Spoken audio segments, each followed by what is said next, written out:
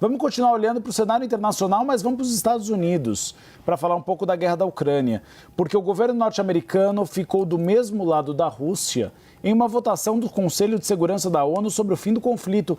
Mas, ao mesmo tempo, Trump e Emmanuel Macron, presidente da França, mostraram algumas divergências sobre o tema durante o encontro na Casa Branca. Priscila Asbeck até viralizou uma imagem do Macron, seu amigo, porque a Priscila Asbeck já entrevistou Emmanuel Macron com exclusividade, ele interrompendo o Trump. O Trump diz uma coisa, ele diz não é nada disso.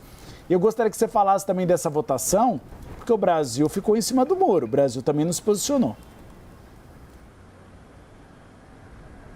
Pois é, Uribe, boa tarde a você, a Tainá, a todos que nos acompanham. Diversas imagens, prato cheio para os jornalistas desse encontro entre Trump e Emmanuel Macron. Eles tentaram mostrar ali que tem uma amizade de longa data, mas as posições divergentes em relação ao conflito na Ucrânia ficaram muito claras. Então, só para trazer algumas das posições, o Kremlin, o governo russo, se posicionou hoje e disse o seguinte, que eles veem que os Estados Unidos estão assumindo uma posição muito mais equilibrado, que realmente ajuda os esforços voltados para a resolução do conflito na Ucrânia. Falaram também que essa posição tão equilibrada dos Estados Unidos fala de um desejo real de contribuir para um acordo. Então, o governo russo endossando a posição dos Estados Unidos e mostrando uma posição completamente diferente da gestão anterior do governo de Joe Biden, quando os Estados Unidos se contrapunham junto aos líderes europeus à Rússia. No Conselho de Segurança da ONU, só para recapitular o que aconteceu ontem,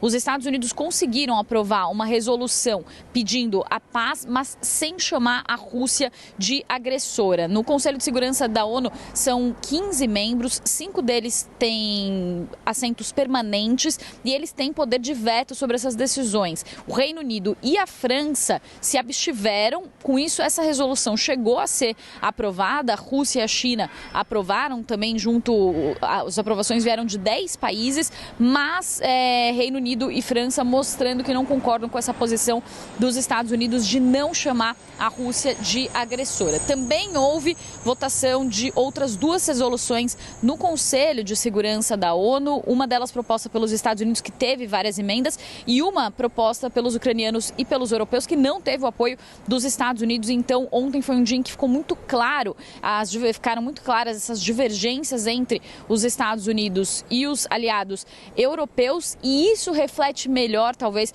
a posição em que os Estados Unidos encontram em relação aos europeus do que esse encontro entre Emmanuel Macron e Donald Trump. A gente vai ver, inclusive, um trecho do que disse o presidente americano.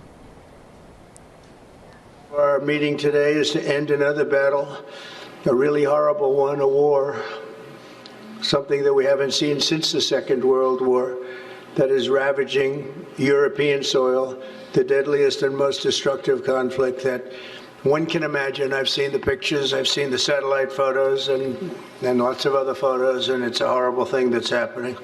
Thousands of people are dying a week. This very day is the 3rd anniversary of the invasion of Ukraine, which would never have happened if I was president. That was not going to happen.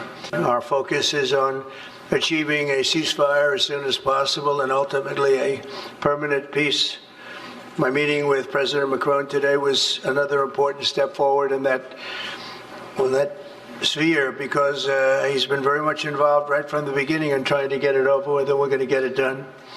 I believe that Emmanuel agrees with me on many of the most important issues. Chief among them is this is the right time. It may be the only time.